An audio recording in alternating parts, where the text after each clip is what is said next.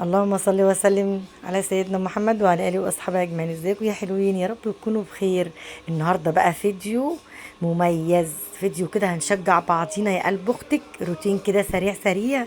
يلا بقى نشوف هنعمل ايه. دخلنا بقى على المطبخ وجمدي قلبك يا شهرزاد. دخلت بقلب جامد كده ومسكت بقى المطبخ يا جماعه، خليته ايه، الله اكبر عليه. بس كنت برجع بقى وانا داخله اروق المطبخ، رجل ورا ورجل قدام، خايفه اخش عليه. بس يلا الحمد لله ربنا عني. ودخلت مسكت بقى المواعين كلها صبنتها فوق وتحت، والمطبخ فوق وتحت كله، والبوتاجاز كمان مسكته خليته بيشف ويرف. بيلالي كده بقول لكم اعملوا اللايك، اللايك لشهرزاد. بالله عليكم يا حبايبي تعملوا اللايك. وبعد ما خلصت البوتاجاز غسيل، رحت جايه مولعه البوتاجاز عشان انشف العيون. علشان ايه؟ علشان ما تعملش. ودخلت بقى على الشقه زي ما انتم شايفين، كانت مكركبه. الولاد بقى كنت انا بره وجيت لقيتهم مخلينها لي كل حاجه في ناحيه. مسكتها بقى ايه، هتك هتك كده. بصوا الفيديوهات دي كده بتشجع تخليكي تقومي تعملي كل اللي نفسك فيه.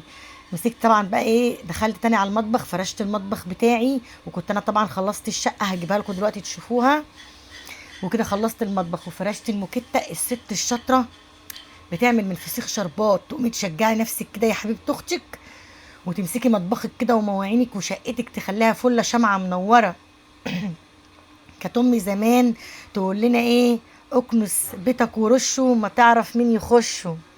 فاهمين الكلمه دي؟ يعني كنسي وروقي ما تعرفش مين هيجيلك دلوقتي.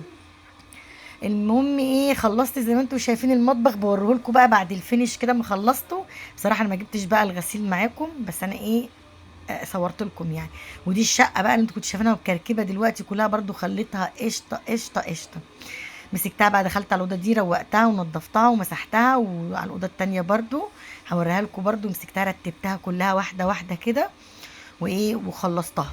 هقول لك بقى، كان زمان كنا نقوم الصبح كده ايه، الشغله البدريه منسيه.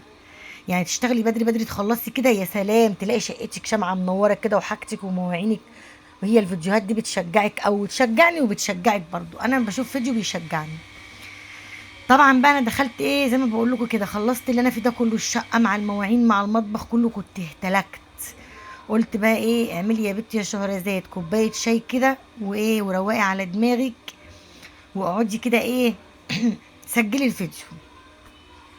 عملت كوبايه الشاي واخدتها معايا على بره، وقعدت ايه منتجت لكم الفيديو. بس طبعا بقى ايه، كنت انا ايه بصراحه، كنت خلاص يعني، كنت تعبانه جدا. كنت من صباحة ربنا واقفه على رجلي لحديت ما الساعه جت 4 العصر.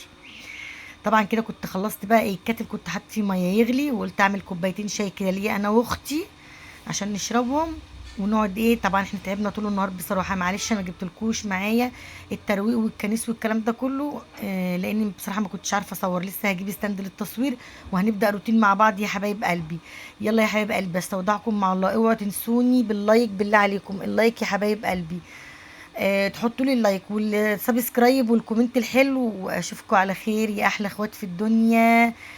كنتم مع شهرزاد، مع الف سلامه.